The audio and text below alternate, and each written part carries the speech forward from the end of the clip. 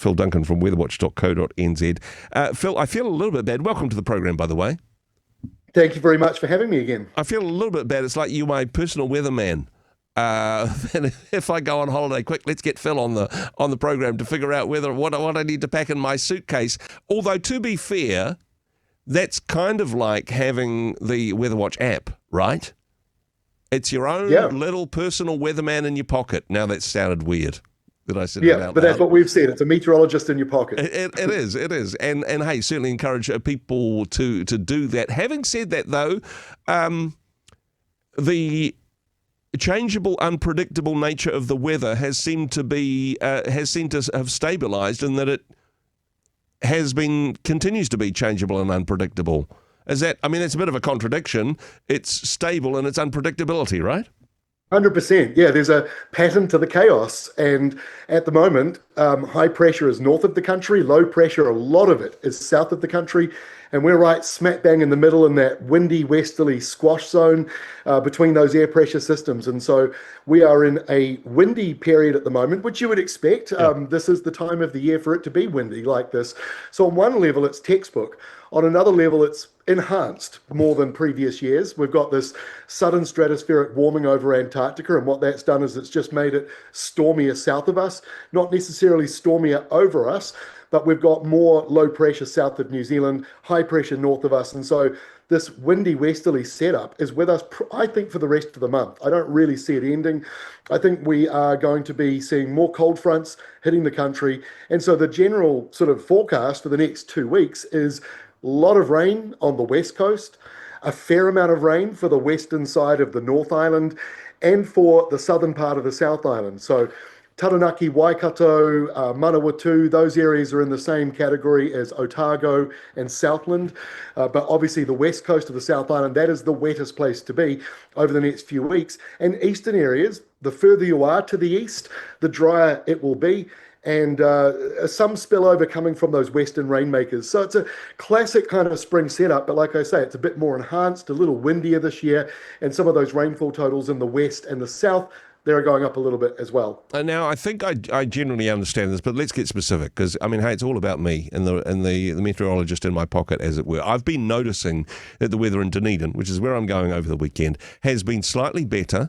When it's been raining everywhere else, it's been clear or perhaps even slightly cloudy, but not raining in Dunedin compared to many other places. Is that hanging around for the weekend? Can I get that specific? Well, yeah, the thing about this weekend is that there will be another windy burst of weather coming in. So we've just gone through one burst of windy weather. Now we've got the next burst coming up. These cold fronts coming through, producing gale force conditions in both of the main islands, mostly through the mountains and through the ranges.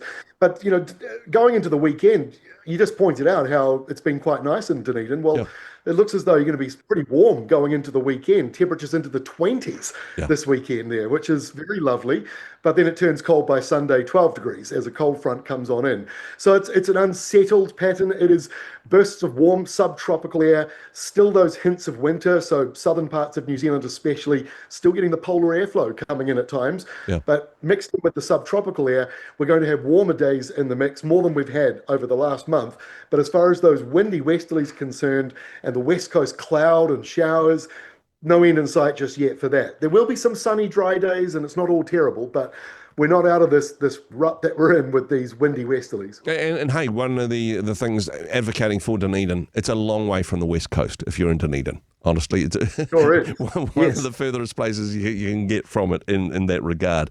Hey, something else that I wanted to talk about, because, okay, we've covered daylight savings, but the next psychological marker as we head towards summer has to be Labour Weekend. Labour Weekend, it's been a long time between drinks since the last long weekend that we had.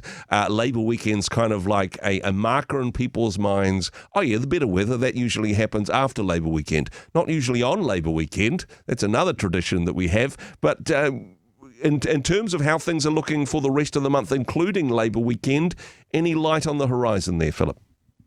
So my prediction for Labour Weekend is always the same as Easter weekend, which is that you don't normally get it like stormy for one half and not too bad for the other half. Okay.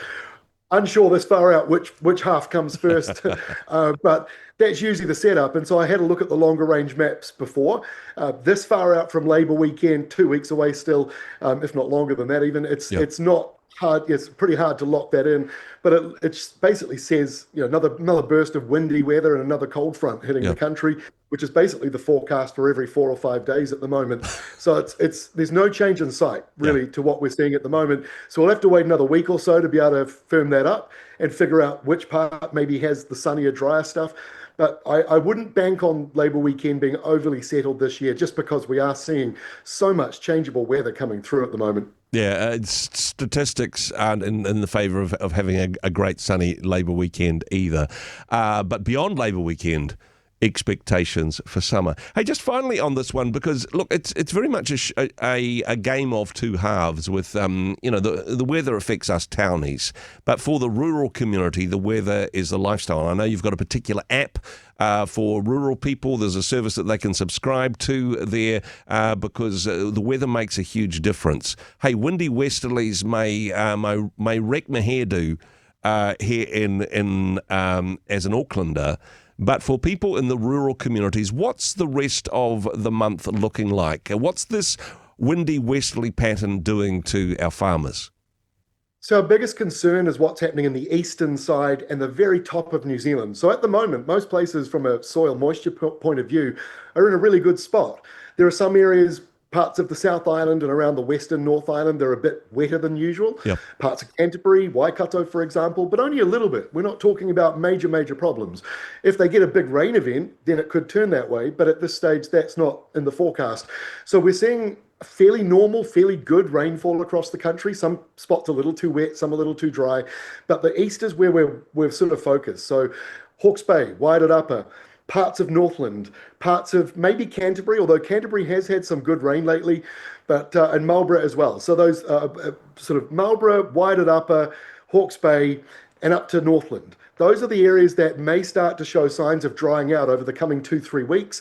Hawke's Bay is already showing signs of being drier than normal, and Waiata Upper is just starting to. So at this stage right now, nothing's really a problem. Yep. Fast forward another few weeks of windy westerlies and not enough rain falling in those areas, you may start to find the ground drying out, not the waterways so much. Yep. So that's what we're keeping an eye on. The positive, though, subtropical winds in the mix. I mowed my lawns for the first time yesterday in a while, and it was like I emptied the catcher about 20 times. It was an unbelievable amount of grass.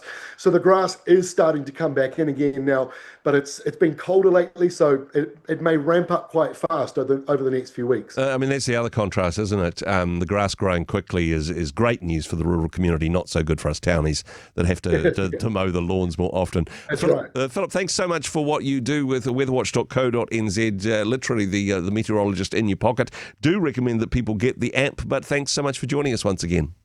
My pleasure. Hopefully next week we'll have the old TV weather map behind me, thanks to the internet issues I've had lately. So yeah, thanks for putting up with me in the living room. Hey, thanks very much for joining us in the Rhema studio. Thanks very much for watching the interview.